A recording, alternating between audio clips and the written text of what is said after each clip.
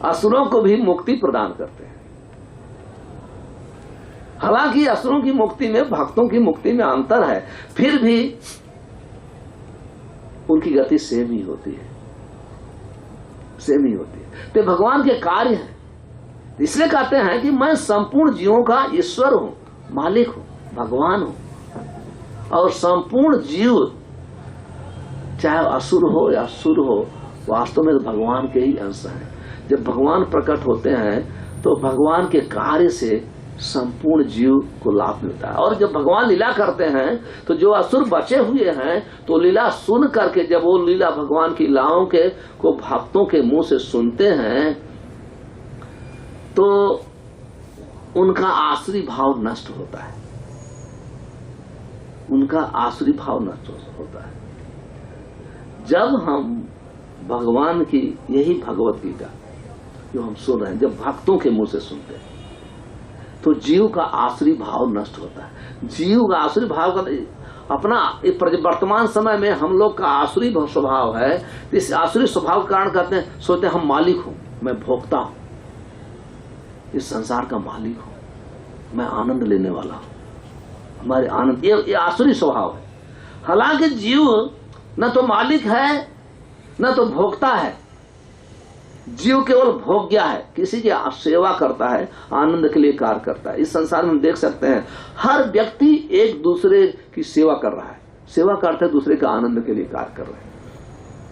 और जब जीव दूसरे को आनंद के लिए कार्य करता है तो उसमें खुद को संतुष्टि मानता है। जो ही जीव आनंद लेने के लिए कार्य करता है उसी समय जीव के जीवन में एक दुख का नया अध्याय प्रारंभ होता है, क्योंकि जीव का यह स्वभाव है, जीवेर स्वभाव है नित्य दास। जीव का स्वभाव ही दासता का है। जीवेर है स्वभाव है कृष्णेर नित्य दास। जीव का स्वभाव है भगवान का सेवक।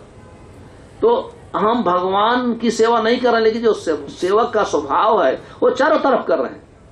जिसके पास कुछ नहीं है वो कुत्ता बिल्ली रख करके भी सेवा करते हैं, सेवा करेंगे ही करेंगे, लेकिन कुत्ता बिल्ली से उन्हें सुख नहीं मिलेगा। हो सकता थोड़ा क्षणिक सुख मिलता है, लेकिन क्योंकि वो कृष्ण का सेवक है। जब कृष्ण की हम सेवा करते हैं तब वास्तव में जीव को सुख मिलता है, संतुष्टि मिलता है। तो भगवान के कहते वो अपनी प्रकृति के अंतरंगा शक्ति के अंदर होकर के भगवान प्रकट होते हैं, उनके उस अंदर प्रकट होते हैं। इसलिए भगवान के शरीर में, भगवान के नाम में, भगवान के रूप में कोई अंतर नहीं है। देह देहि विविधो अयम नेश्वरे। वेद कहते हैं हम लोग को, जैसे हम लोग का शरीर है तो अज्ञानी लोग अवजानन्ति माम मूढ़ा मानुषी तनु आश्रितम। अज्ञानी व्यक्ति, मूढ़ लोग वो सोचते हैं भगवान भी मेरे समान ही है, लेकिन भगवान हम लोग के समान नहीं है। भगवान के शरीर में भगवान में कोई अंतर नहीं है, भगवान के नाम में भगवान में कोई अंतर नहीं है, भगवान के रूप में भगवान में कोई अंतर नहीं है, भगवान की आत्मा में भगवान में कोई अंतर नहीं है। देह देही नाम नामी कृष्ण नहीं भेद। चेतन चरितामृत में वर्णन है कि शरीर, भगवान के शरीर में भगवान में कोई अंतर नहीं है, भगवान के नाम में भगवान के अंतर नहीं है। जीवेर धर्म शरीर, जीवेर धर्म है शरीर स्वरूप विभेद। जीव जो है हम लोग में, हमारे नाम में अंतर है। जैसे हम लोग यहाँ बैठे हुए हैं तो हम 11वें महले पे नहीं है, हम नीचे नहीं है, अभी यहीं रहेंगे। अगर कोई मुझे बुलाएगा तो ये शरीर वो समझ नहीं कि हमको कोई बुला रहा है, हमारी शरीर प्रकट नहीं होगी। लेकिन भगवान के नाम में भगवान में कोई अंतर नहीं है। भगवान को कोई नाम से पुकारेगा तो नाम उस शरीर का प्रकाश कर सकते हैं, नाम ही शरीर का प्रकाश कर सकते हैं। नाम बुलाया, शरीर, नाम और शरीर में कोई अंतर नहीं है। ये है।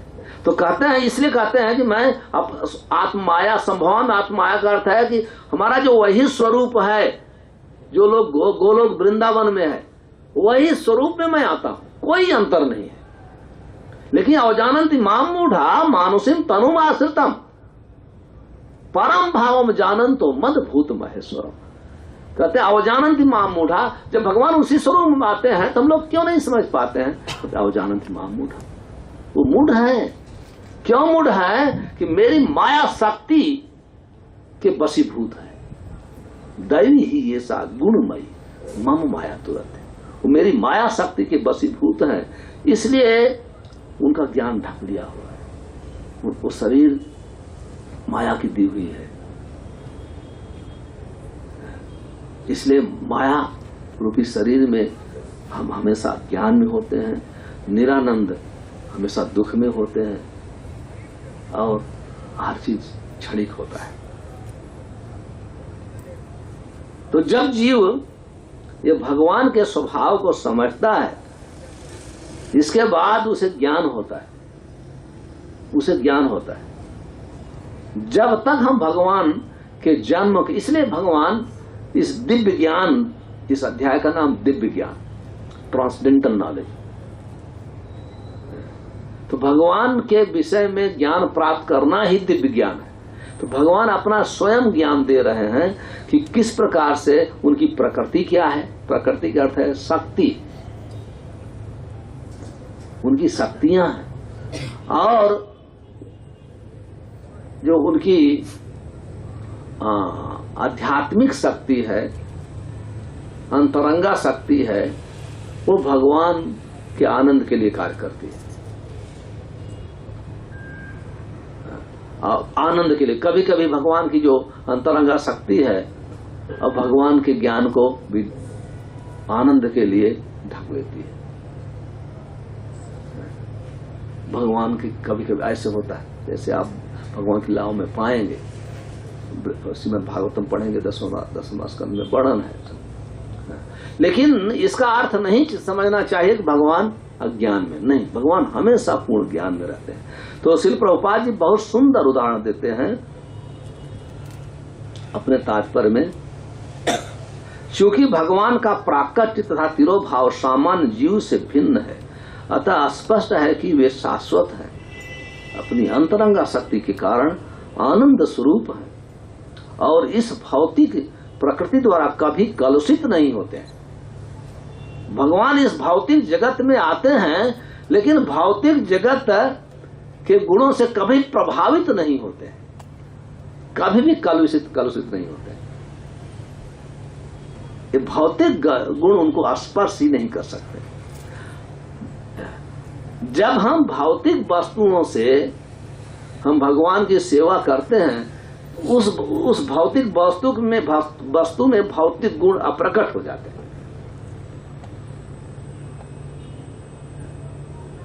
अब जैसे उदाहरण के लिए लोहा है, लोहा भौतिक वस्तु है, और पारसमणि भी भौतिक है। तो जब पारसमणि का स्पर्श लोहे से होता है तो लोहे का गुण खत्म हो जाता है, वो लोहे का गुण खत्म हो जाता है। ये भौतिक वस्तु में भी ये गुण है। तो भगवान तो चिदानंदमय है, सच्चिदानंदमय है, पूर्ण आध्यात्मिक है। तो जो भी उनके संसर्ग में आता है, भगवान के संसर्ग में, सब आध्यात्मिक हो जाता है। इसलिए हम भक्ति करते हैं, इसलिए भक्त ट्रांसडेंटल स्तर पे होते हैं कि भगवान के नाम में भगवान में अंतर नहीं, नाम सच्चिदानंदमय है।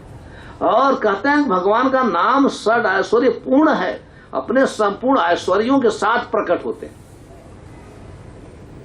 तो जब हम उस नाम का संग लेते हैं, नाम प्रभु हमारी जीवा बैठते हैं, तो हमारे जो भौतिक गुण हैं धीरे धीरे अप्रकट हो जाते हैं, और हमारे में सब आध्यात्मिक गुण प्रकट होते हैं। नहीं तो ये आसान है इस मांस मांसाहार को त्यागना, संपूर्ण नशा को त्यागना, भौतिक आनंद को त्यागना, यह आसान है? इस समय शाम को लोग आके भौतिक आनंद लेते हैं, टेलीविजन देखते हैं, ये सब देखते हैं, लेकिन आप लोग सब छोड़ के आए हैं। क्यों? क्योंकि विषया विनिवारतन्ते निराहारस्य देहिनां रसो वर्जम रसोप्यप्य परम दृष्ट्वा निवर्तते। कहते हैं ये भगवान के नाम रूप जो गुण है इनमें रस है, और यह रस भौतिक रस से कभी तुलना नहीं कर सकते, इतना आनंद है। तो जब हम इस भगवान की लीलाओं का को सुनते हैं, नाम को लेते हैं, कथाओं का रसास्वादन करते हैं, इसमें एक आनंद है कि परम दृष्ट्वा निवर्तते। ये ऊंचे आनंद के कारण हम तुच्छ आनंद छोड़ देते हैं। इसलिए जो व्यक्ति भक्ति करता है, भगवान का नाम लेता है, भगवान की लीलाओं को सुनता है, भक्ति में है, तो ऑटोमेटिक उसमें वैराग्य आता है, डिटैचमेंट। वो कुछ छोड़ने की आवश्यकता नहीं पड़ती। ये आवश्यकता नहीं है कि अलग से वो वैराग्य सीखे, ऑटोमेटिक उसका बुरी आदतें छूट जाती है। श्रीमद् भागवतम वर्णन है, भक्ति परेशान भाव विरक्ति अन्यत शांति एक काल है। कहते हैं कि भक्ति जो व्यक्ति जो करता है, भक्ति जब करता है तो एक अनुभव होता है। अनुभव होता है तो विरक्ति, डिटैचमेंट आता है। अनुभव का अर्थ है क्या अच्छा है क्या बुरा है, किसको छोड़ना है किसको एक्सेप्ट करना है। तो जब हम भक्ति करते हैं तो भक्ति का स्वभाव है वासुदेव भगवती भक्ति योग प्रयोजित है जनयत यासु ज्ञानम वैराग्यम च। कहते हैं वासुदेव भगवती, जो वसुदेव जो भगवान कृष्ण हैं, जब व्यक्ति उनकी भक्ति करता है, उनका संग करता है, जब स्वाभाविक रूप से जनयत यासु ज्ञानम वैराग्यम यद आहितु किम, ज्ञान और वैराग्य स्वयं ही प्रकट होते हैं, सीखना नहीं पड़ता है। भक्त को सब कुछ ज्ञान हो जाता है। किस प्रकार से भक्त को पूरा ज्ञान होता है, क्योंकि जब भक्ति करते हैं, भक्ति से हृदय पवित्र होता है, जीव में शुद्धता आती है, और पवित्रता में ही ताकत है। पवित्रता ही हमको माया पर विजय प्राप्त करा देती है। ज्ञान का यही अर्थ है कि भगवान की माया शक्ति कैसे कार्य कर रही है, विभिन्न शक्तियां कैसे कार्य कर रही माया। तो जीव जो है ये ज्ञान उसे अनुभव होता है तो माया शक्ति से बच जाता है। जो भक्ति में जो बाधक है उससे बच जाते हैं। ये भक्ति का प्रभाव है, ये भक्ति का प्रभाव है। तो भगवान जब अपने अंतरंगा शक्ति में प्रकट होते हैं तो इस धरा पर लीलाएं करते हैं, लीलाएं करते हैं। वो लीलाएं उनके भक्तों को आनंद देने वाली होती हैं और अभक्तों को भी पवित्र करने वाली होती है। जब भगवान की लीलाएं जब भक्त लोग सुनते हैं तो उन्हें बहुत आनंद होता है, बहुत ही आनंद होता है। जैसे धर्म की स्थापना करते हैं, अधर्म का नाश करते हैं। अगले श्लोक कहते हैं यदा यदा ही धर्मस्य ग्लानिर्भवति भारत अभ्युत्थानम अधर्मस्य तदात्मन सृजम। कब आते हैं भगवान, कब आते हैं ये वर्णन किए हैं। कब आते हैं, अपनी अंतरंगा शक्ति में तो आते हैं, पर कब आते हैं, उनका समय क्या है। कहते हैं कि हे भरतवंशी, जब भी और जहां भी धर्म का पतन होता है और अधर्म की प्रधानता होने लगती है, तब मैं अवतार लेता हूं। यहां पर सृजामि शब्द महत्वपूर्ण है। सृजामि सृष्टि के अर्थ में नहीं, प्रयुक्त हो सकता, क्योंकि पिछले श्लोक के अनुसार भगवान के स्वरूप या शरीर की सृष्टि नहीं होती, क्योंकि उनके सारे स्वरूप शाश्वत रूप से विद्यमान रहते हैं।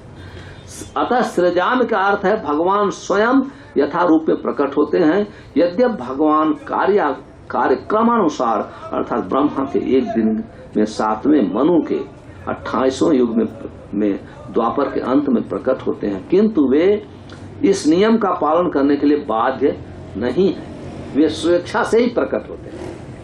तो जब इस धर्म का अर्थ है भगवान, जब जीव भगवान की शिक्षा के आधार पर अपना जीवन नहीं बिताता है या भगवान की शिक्षा को बड़े बड़े विद्वानों आसुरी स्वभाव वाले मिस प्रेजेंट करते हैं, तो उस समय भगवान उसी शिक्षा की स्थापना करने के लिए आते हैं। यही भगवत गीता की शिक्षा का आते हैं, भक्ति सिखाने आते हैं। इसलिए ऐसा वर्णन है, वैराग्य विद्या निज भक्ति योग है श्री कृष्ण चैतन्य शरीरधारी। कहते हैं कि भगवान इस कलयुग में चैतन्य महाप्रभु के वही जो ये भगवद गीता को वैराग्य विद्या कहते हैं। इस वैराग्य विद्या को और कौन सी वैराग्य विद्या क्या है? वो निज भक्त अपनी खुद की भक्ति सिखाने के लिए आते हैं। तो भगवान का ये मिशन है कि ये शिक्षा जनता को मिले, जनता इसकी अभ्यास करे और इस शिक्षा का अभ्यास करके वो जीव अपने स्वरूप को प्राप्त कर सकता है, अपने स्वभाव को प्राप्त कर सकता है। तो अभी ये श्लोक की व्याख्या करेंगे। तो अभी 10 मिनट बाकी है, 10 मिनट प्रश्न उत्तर के लिए, क्योंकि 7:45 बजे बोला गया, 10 मिनट क्वेश्चन आंसर।